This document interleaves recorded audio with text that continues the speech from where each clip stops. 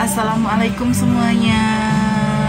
Selamat datang di channel aku. Dan kenalin, aku Nia, bojone Pak Hari.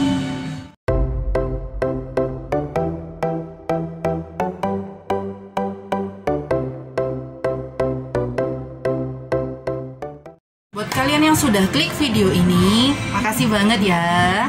Jazakillah, jazakumullah khairan. Terima kasih sudah klik video ini dan kalian sudah mampir di channel aku. Kenalin, aku Nia, bojone Pak Hari. Nah, apa kabar nih kalian? Hari ini kita di Surabaya nih. Saat ini adalah hari ketiga PPKM level 4-nya guys. Jadi emang hari ini tuh bener-bener masih sepi banget karena beberapa jalan masih ditutup. But kali ini tuh aku nggak mau ngomongin PPKM dan aku juga lagi nggak ngomongin vaksin. Kali ini aku mau cerita tentang short story, jadi kayak cerita pendek gitu. Ini cerita yang viral banget, yang mungkin bikin sedih juga sebenarnya, bikin mewek, dan ini juga miris banget guys sebenarnya. Jadi nggak usah nunggu lama-lama, langsung aja ya ke ceritanya. Kalau kalian mengingat tanggal 30 September itu, kalian bakal ingat apa sih? Nah, kalau orang Indonesia pasti identik banget ingatnya sama G30 SPKI. Ya kan? Itu kan karena memang fakta sejarah Indonesia ya, dan warga Indonesia memang memperingati setiap tahunnya, dan memang kita wajib banget tahu itu gitu loh. Selain G30 SPKI, apa sih yang terjadi di tanggal 30 September yang sampai memang benar-benar yang kenapa sih harus viral gitu? Nah, sebenarnya itu ada salah satu kecelakaan di Jepang, dan ini memang benar-benar kecelakaan, dianggap kecelakaan terburuk di dunia pernukliran. Nah, seperti yang kita tahu ya, kalau Jepang itu kan sudah menggunakan energi nuklir sebagai pembangkit tenaga listrik. Nah, banyaklah itu PLTN berdiri di sana. Nah, salah satunya itu dipegang oleh GCO. GCO itu apa sih? Pada saat itu namanya itu masih Japanese Nuclear Full Conversion Co. Nah, itu tuh beroperasi pada saat itu di salah satu PLTN yang ada di Jepang, yaitu ada di desa Tokai. Kenapa makanya disebut kecelakaan Tokaimura ya, Tokaimura Nuclear Accident. Nah, itu ada di desa Tokai, kemudian ada di prefektur Ibaraki. Lebih tepatnya itu ada di 87 mil dari kota Tokyo. Nah, ini salah satu PLTN-nya ada di sana. Kecelakaan pada hari itu mengakibatkan radiasi nuklir dalam dosis besar. Salah satu manusia atau salah satu orang yang akhirnya terkena radiasi nuklir pada saat itu, yang dari akibat dari kecelakaan desa Tokai ini, itu adalah Hisashi Ouchi.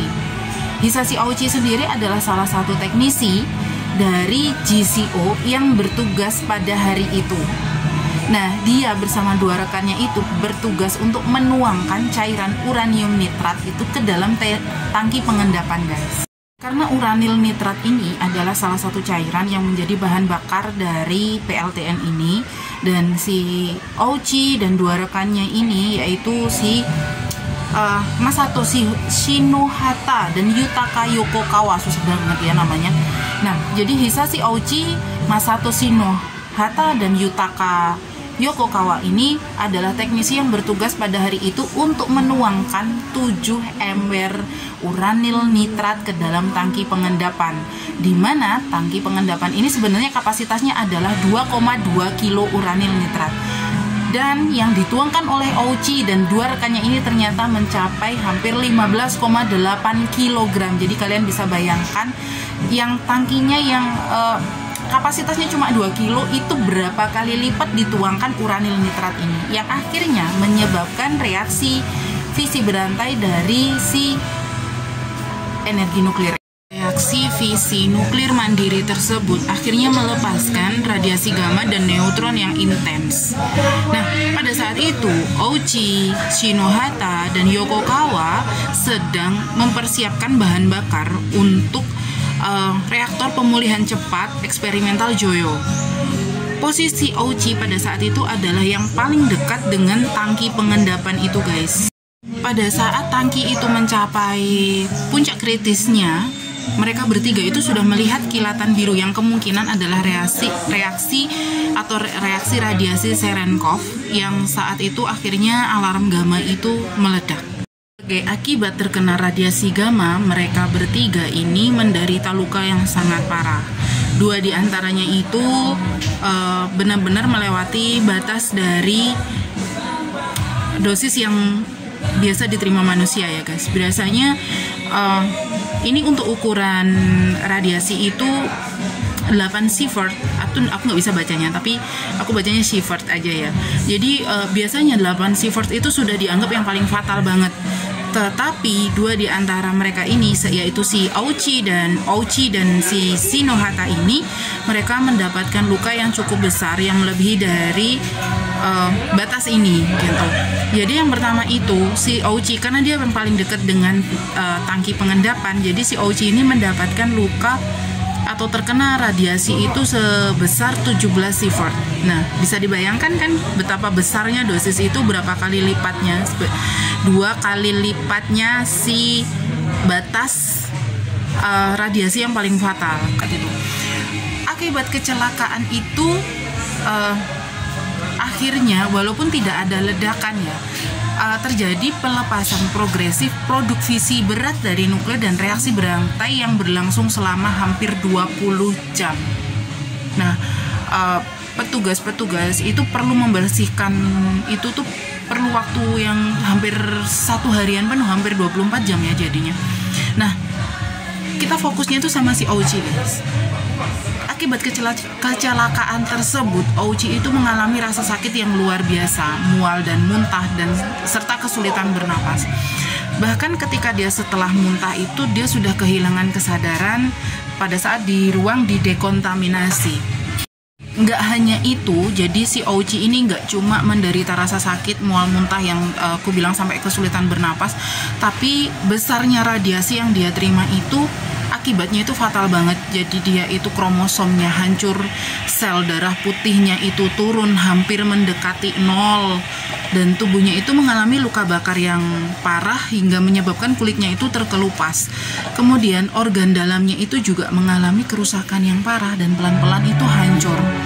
Nah, besarnya radiasi yang diterima sama si Ouchi ini ternyata itu bagi ahli nuklir itu dianggap setara dengan bom atom Hiroshima.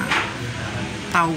Jadi kalian tuh bisa bayangin betapa besarnya dosis radiasi yang diterima sama si Ouchi ini sehingga kulitnya tuh sampai terkelupas, guys. Kromosomnya si Ouchi ini kan hancur ya. Jadi dia juga DNA-nya dia itu juga hancur, dan sistem kekebalan tubuhnya itu benar-benar yang rusak parah karena radiasi nuklir ini. Radiasinya ini kan karena memang dosisnya besar banget, dan menurut buku A Slow Death 83 Days of Radiation Sickness atau 83 hari dengan kesakitan radiasi nuklir, itu menyebutkan bahwa salah satu kromosom si Ouchi ini akhirnya dapat diidentifikasi dan diatur secara berurutan. Dan ini agak terdengar lebih kejam ya kayaknya. Sebenarnya Ouchi ini sebenarnya mungkin sudah parah banget, dan mungkin kalau sudah dianggap memang fatal, dan mungkin ya kita mungkin nggak mungkin terselamatkan gitu loh, karena organ dalamnya aja sudah hancur gitu. Tapi ini di dunia kedokteran kan ya, aku nggak bisa nyalahin dokternya juga, karena dokter itu kan ada kode etik yang memang harus menyelamatkan nyawa pasien ya. Nah, di sini itu mungkin agak terdengar kejam. Jadi si Ouchi ini pada hari ke-59 dia dihidupkan kembali ketika jantungnya berhenti 3 kali dalam waktu 49 menit. Jadi nggak sampai 1 jam itu jantungnya sudah berhenti 3 kali, tapi dia tetap dihidupkan, guys. Nah, karena kondisinya yang memburuk, akhirnya dia pun dipindahkan ke rumah sakit universitas di Tokyo. Selama menjalani perawatan itu di rumah sakit universitas Tokyo ini, Ouchi ini dilaporkan menjalani transfusi sel induk perifer yang pertama di dunia. Kemudian juga dia menjalani banyak transfusi darah, kemudian juga cairan dan juga obat-obatan yang bahkan belum tersedia di Jepang pada saat itu. Nah, dia juga menjalani banyak sekali transplantasi kulit yang tidak bisa membantu hilangnya cairan yang keluar melalui pori-porinya dia gitu.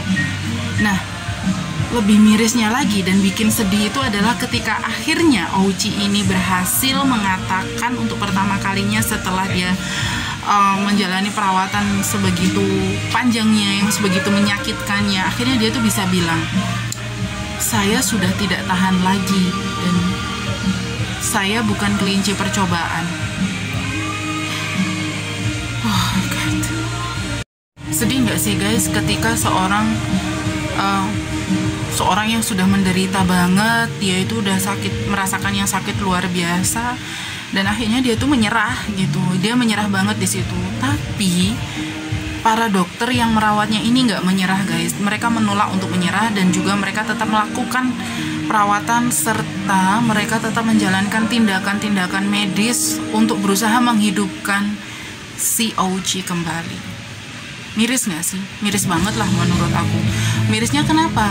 Di satu sisi si pasien ini sudah menyerah dengan rasa sakitnya, tapi di sisi lain dokter ini juga harus berpegang teguh pada janjinya untuk menyelamatkan, bagaimanapun caranya dia harus menyelamatkan nyawa si pasien. Lebih miris lagi, lebih menyedihkan lagi setelah akhirnya setelah 83 hari si Ouchi berjuang untuk hidup dan para dokter sudah berjuang untuk menyelamatkan nyawanya, akhirnya Ouchi ini meninggal pada tanggal 21 Desember tahun 1999.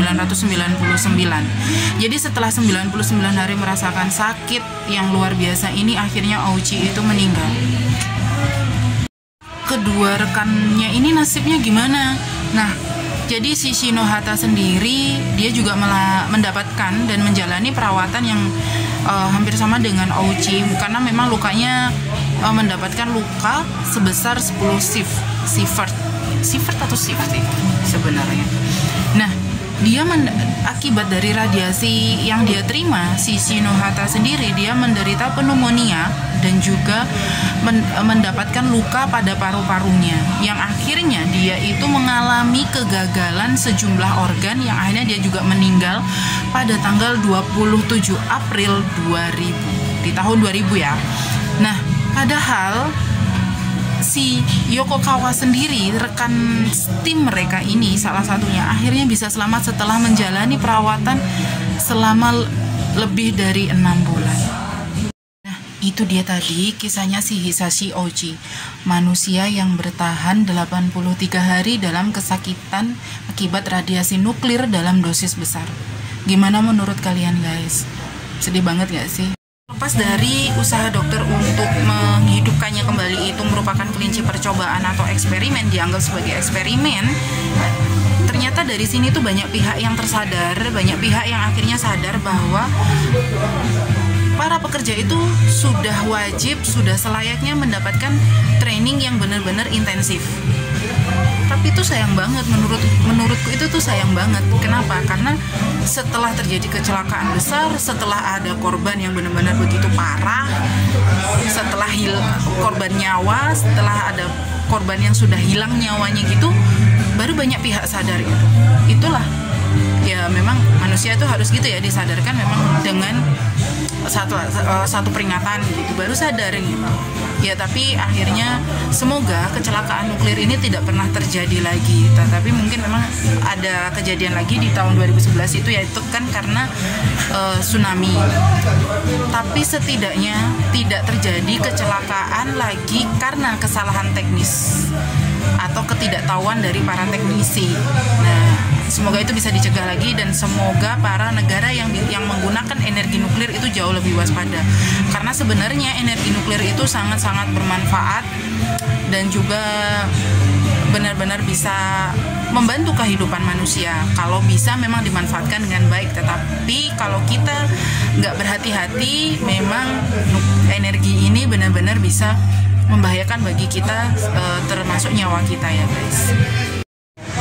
cukup sekian nih short story dari aku hari ini, dan ini memang cukup menyentuh hati ya guys.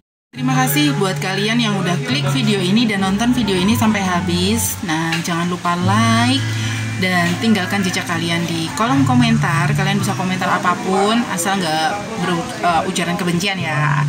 Nah, kemudian kalian juga jangan lupa subscribe dan aktifkan lonceng notifikasinya supaya ketika aku upload video kalian itu bisa nonton untuk yang pertama kalinya.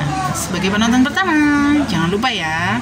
Terima kasih sudah nonton aku sampai habis. Jangan lupa pantengin terus channelnya Bojone Pak Hari.